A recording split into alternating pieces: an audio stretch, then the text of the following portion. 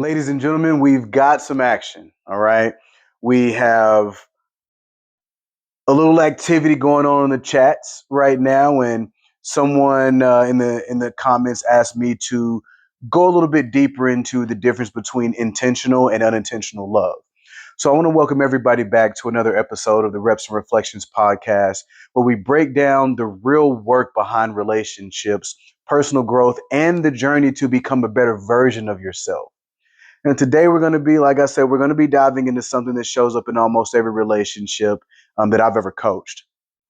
And that's the difference between choosing a partner intentionally versus choosing one unintentionally. And like I said, we had a couple of questions for the post that I did maybe a couple of weeks ago. So I just kind of wanted to dive into that a little bit. Um, this is for anyone who wants to date smarter, love healthier, and build a relationship that grows fruitfully, not by accident, but by design. Stay tuned. Your reflection, raps. Your reflection, raps. Your reflection, raps. Your reflection. So, what is an unintentional partnership?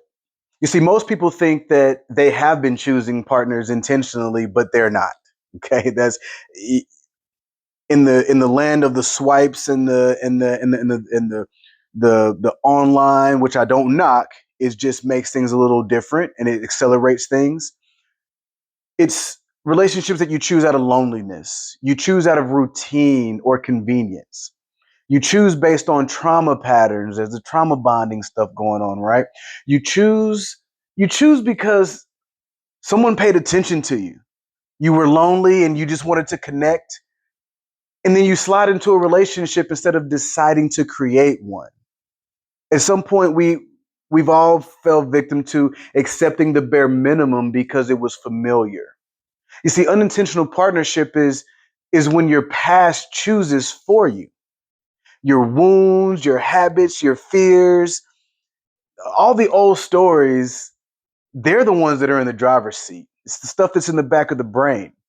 And here's some signs that you're in an unintentional connection.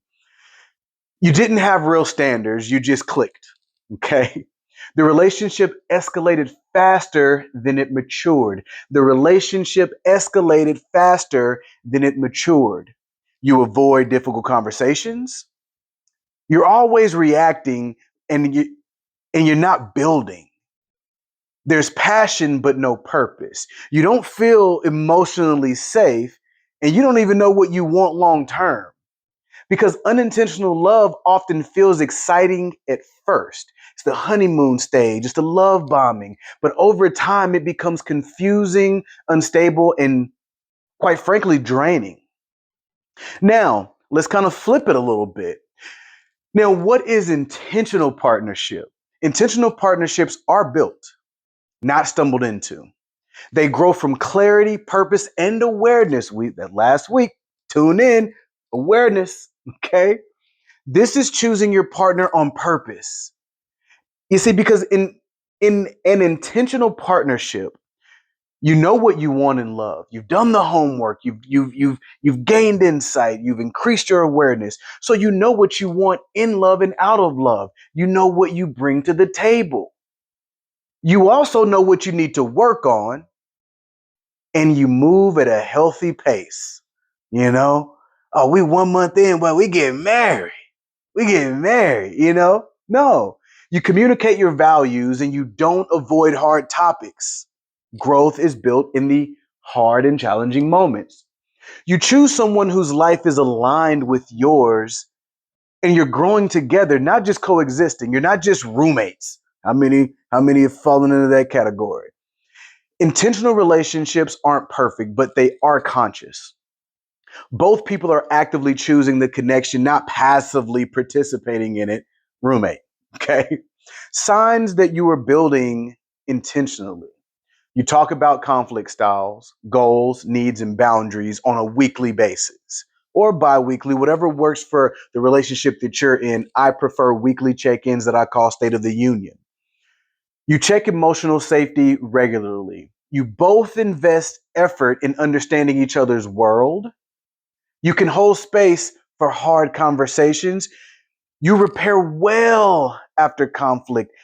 You don't let it fester. You're aligned in lifestyle, values, and vision. Intentional partnership is love with direction. Now, one thing when you kind of break it down, the real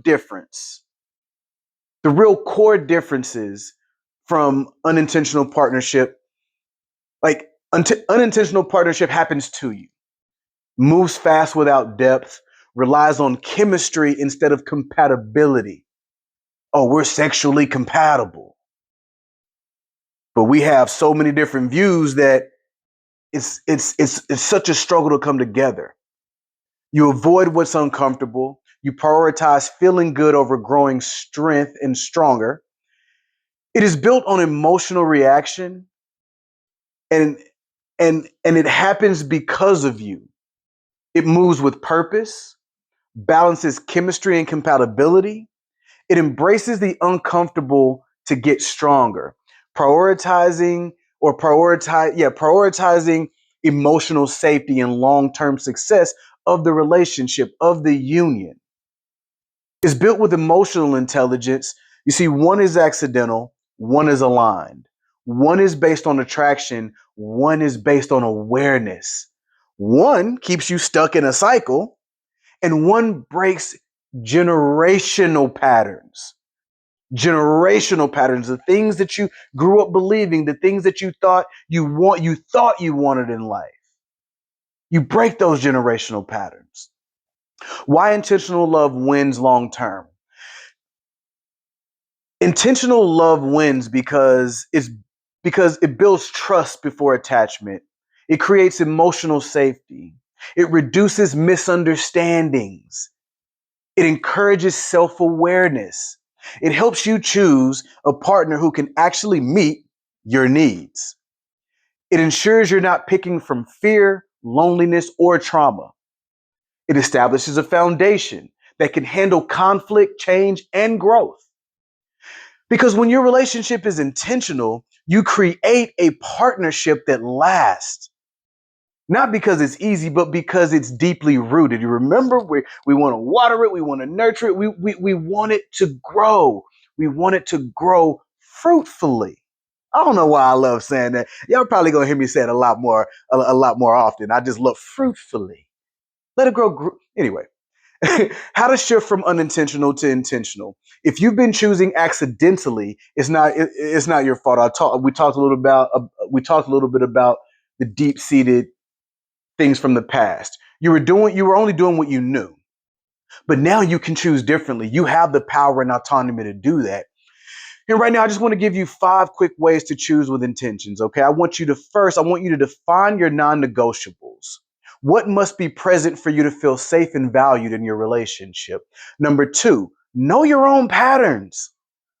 What types have you chosen before and why? Number 3, please, ladies and gentlemen, date slow. You can learn fast, but date slow. The beginning is for observation, not for possession. And ask real questions. What's your favorite food? What's your favorite place? All that stuff is beautiful, but you want to ask real questions. You want to ask about values, lifestyles, triggers, conflict, their vision.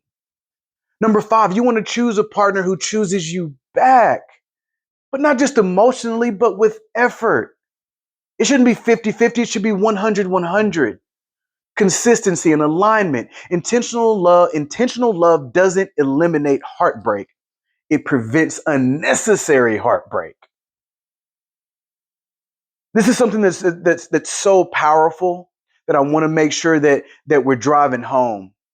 And if you want a relationship that feeds your soul, grows your character, and supports your future, don't leave it to chance. Be intentional.